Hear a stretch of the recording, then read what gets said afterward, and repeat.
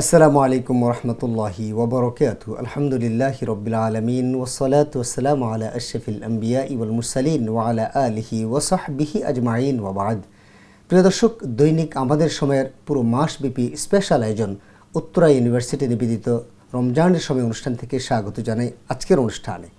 প্রিয় দর্শক, পুরো মাস জুড়ে আমি আছি ডক্টর কুতুবউদ্দিন বখতিয়ার। আমার সাথে আছেন দেশ বরেণ্য কিছু ইসলামী স্কলারগণ এবং মিডিয়া ব্যক্তিত্ব। আজকে আমাদের আলোচনার বিষয় হলো রমাদানের যে অভ্যাস আমাকে আল্লাহর প্রিয় গোলাম বানাতে সহযোগিতা করে। প্রিয় দর্শক, রমাদানের এমন কি অতিরিক্ত অভ্যাস রয়েছে যে অভ্যাসগুলোর কারণে, যে ইবাদতগুলোর কারণে আল্লাহর প্রিয় গোলাম বানাতে আমাদেরকে সহযোগিতা করে। আর এই বিষয়ে আলোচনা করার জন্য আমরা স্টুডিওতে আমন্ত্রণ জানিয়েছি বিশিষ্ট আলেমে দ্বীন, মিডিয়া ব্যক্তিত্ব, প্রিয় মানুষ, প্রিয় মুখ, হাফেজ মুফতি ফৈজুল্লাহ। আসসালামু আলাইকুম ওরহমতুল্লাহি ওয়ালাইকুম আসসালাম ওয়া রাহমাতুল্লাহ। শেখ, ভালো আছেন? আলহামদুলিল্লাহ, আপনি ভালো আছেন? আলহামদুলিল্লাহ আলা কুল্লি হাল। প্রিয় দর্শক, চলুন আমরা এক এক করে জেনে নেই রমাদানের কি অভ্যাসগুলো আমাদেরকে আল্লাহর প্রিয় গোলাম হতে, আল্লাহর কাছাকাছি যেতে আমাদেরকে সহযোগিতা করে। প্রথম প্রশ্ন আপনার কাছে, যদি রমাদানের মধ্যে বেস্ট অফ ওয়ান, প্রথম যদি আপনি কোনো অভ্যাসকে রাখতে চান যে আল্লাহর প্রিয় গোলাম হতে এই অভ্যাসটা তাকে সবচেয়ে বেশি নিকটবর্তী করবে, সেটা কি? আলহামদুলিল্লাহ, ওয়াসসালাতু ওয়াসসালামু আলা রাসূলিল্লাহ ওয়া বা'দ। মুহতারাম, বড় চমৎকার একটি বিষয় উত্থাপন করেছেন। রমজানের কোন অভ্যাসগুলো আল্লাহ তাআলার অনেক কাছে আমাকে নিয়ে যায়, নৈকট্য অর্জন করতে আমাকে সহায়তা করে। তো এক্ষেত্রে আমরা প্রথমেই যে জিনিসটি উল্লেখ করতে চাই সেটি হলো রমাদানুল মুবারক আল্লাহ তাআলা দিয়েছেন সিয়াম সাধনার জন্য। সিয়াম সাধনার সংযম সাধনা, অর্থাৎ এই না খেয়ে থাকা, এই যে ধৈর্য ধারণ, এইটা আল্লাহ পাকের একটা গুণ। এই গুণটা যখন বান্দা চর্চা করে তখন তার ভিতরে একটা আধ্যাত্মিকতার উন্নত চরিত্র তার ভিতরে সৃষ্টি হয়, যেটা আল্লাহ তাআলা খুব পছন্দ করেন। এই সিয়াম সাধনাকেই যদি আমরা একটু বিশ্লেষণ করি, আল্লাহ তাআলা বলছেন যে ইয়াদাউ শাহওয়াতাহু ওয়া তাআমাহু লিআজালি, যে বান্দা আমার কারণে সে খাবার থেকে, পানাহার থেকে, চাহিদা থেকে, শাহওয়াত থেকে সে নিজেকে বিরত রাখে। তো আমরা যদি এই সিয়াম সাধনার আদ্যোপান্ত বিশ্লেষণ করি, দেখব যে রোজা যখন সে সেহরির সময় সেহরি খেলো, তো সেহরি খাওয়ার টাইম শেষ হয়ে যাওয়ার সাথে সাথে খাবার পানাহার কিন্তু বন্ধ। এক্ষেত্রে তাকে এই যে সংযম সাধনা করতে হচ্ছে, এখন আর সে খেতে পারবে না সারাটা দিন। এমনকি সে যখন উজু করে নামাজ পড়ার জন্য, ওই সময়ও তার ভিতরে চেতনা, চিন্তা যে এক ফোঁটা পানি যেন ভিতরে চলে না যায়, সতর্ক থাকে। এই যে সংযম সাধনাটা, এবং ইফতারের সময় হওয়ার আগ পর্যন্ত কত নির্জনে একাকিত্বে সে থাকে, কিন্তু সে কখনো খাবার পানাহারকে সে স্পর্শ করে না। এই সংযম সাধনাটা, এরপর তারপর কিয়াম, রাতে যে তারাবি সালাত আদায় করা, তারপর এই সেহরির সময় ঘুম থেকে উঠে সেহরি গ্রহণ করা, প্রত্যেকটা কাজই তাকে এই সবরের প্রতি, অর্থাৎ এই সংযম সাধনার প্রতি তাকে উদ্বুদ্ধ করে। এই সংযম সাধনাটাকে আল্লাহ তাআলা খুব পছন্দ করেন। এটাকেই কোরআনের ভাষায় বলা হয়েছে ধৈর্যশীল। ধৈর্যশীলদেরকে আল্লাহ তাআলা খুব পছন্দ করেন। কোরআন কারিমে এক জায়গায় আল্লাহ তাআলা বলেছেন, ওয়াকাইয়্যিম মিন নাবিয়্যিন কাতালা মাআহু রিব্বিয়ুনা কাসীর ফামা ওয়াহানু লিমা আসাবাহুম ফি সাবিলিল্লাহ ওমা দাউফু ওয়ামাস্তাকানু আল্লাহু ইউহিব্বুস সাবিরিন। যারা ধৈর্য ধারণ করে, যারা এরকম কষ্টের সময়েও নিজেকে সে কি করে, সে দমে না যায়, বরং কষ্টকে মোকাবেলা করে সে আল্লাহর হুকুমগুলো পালনে অটল অবিচল থাকে। আল্লাহ তাআলা এই ধৈর্যশীলদেরকে খুব পছন্দ করেন। ইস্তাঈনু বিল্লাহি বিস-সবরি ওয়াস-সালাত, আল্লাহ তাআলার কাছে তোমরা ধৈর্যের সাথে সালাতের মাধ্যমে সাহায্য চাইতে থাকো। অবাশশিরিস সাবিরিন, আর যারা ধৈর্য ধারণ করে তাদেরকে আপনি সুসংবাদ দান করুন। তাহলে আপনি কি বলছেন সালাত হলো এক নম্বরে আল্লাহর নিকটবর্তী করে, দুই নম্বরে কি? দুই নম্বরে কি, কোন ইবাদত, যে ইবাদতটা আল্লাহর নিকটবর্তী করে? সুবহানাল্লাহ, আল্লাহ সুবহানাহু ওয়া তাআলা কোরআনে কারীমে বলেন, ফামান আওফা বিআহদিহি ওয়াত্তাকা ফাইনাল্লাহা ইউহিব্বুল মুত্তাকিন, যে অঙ্গীকার পালন করে এবং তাকওয়ার উপরে থাকে, আল্লাহ তাআলা তাকে পছন্দ করেন। তাকওয়া মানে কি? তাকওয়া মানে হলো আল্লাহর হুকুমগুলোকে পালন করে চলা আর আল্লাহর নিষেধাজ্ঞাগুলো থেকে নিজেকে বাঁচিয়ে রাখা, প্রপারলি। এটার নাম হলো তাকওয়া।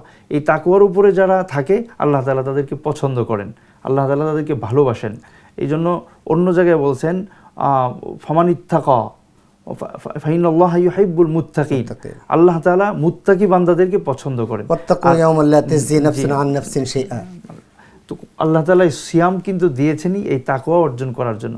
সুতরাং এই রমজানে তাকওয়ার উপরে যারা অটল অবিচল থাকে, আল্লাহর হুকুম পালনে, আল্লাহর নিষেধাজ্ঞা থেকে নিজেদেরকে বিরত রাখার মাধ্যমে আল্লাহ তাআলা তাদেরকে খুব পছন্দ করেন। তাহলে সালাত গেল, তাকওয়া গেল, আরেকটি তৃতীয়ত কোন ইবাদত যেটা আল্লাহর নিকটবর্তী করে? জি মুহতারাম, আরেকটি অত্যন্ত গুরুত্বপূর্ণ রমাদান মুবারকে সেটি হলো তওবা।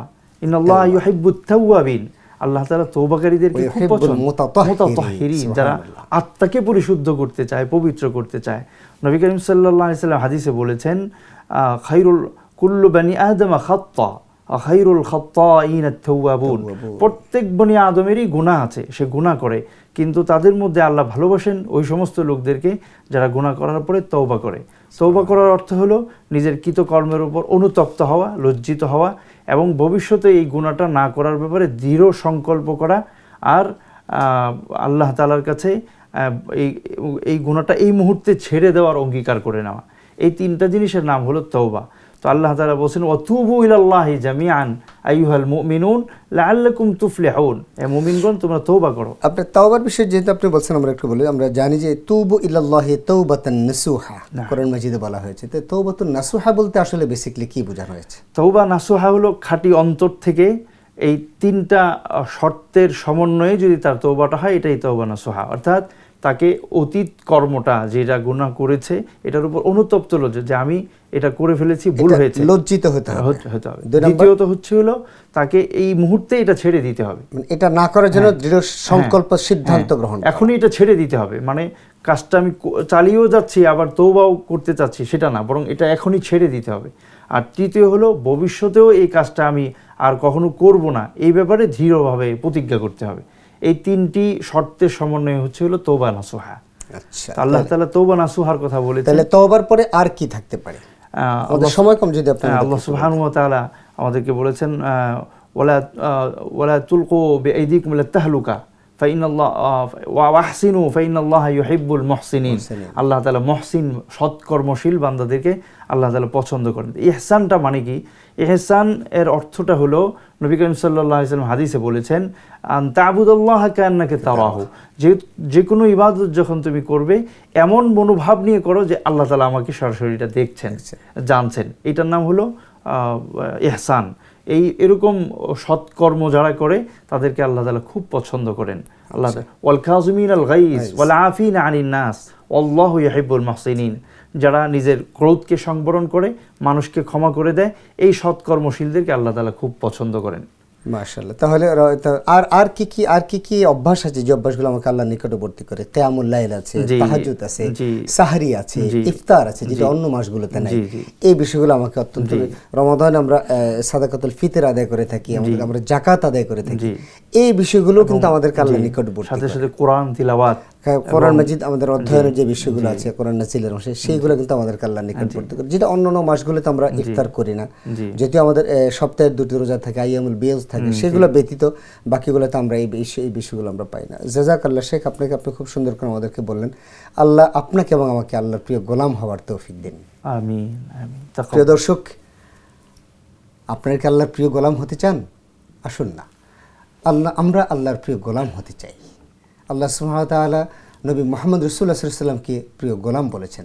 সুবহানাল্লাযী আসরা বিআবদিহি লাইলাম মিনাল মাসজিদিল হারাম, আমি আমার গোলামকে আমি সফর করেছি মসজিদ হারাম থেকে বাইতুল মাকদিস পর্যন্ত।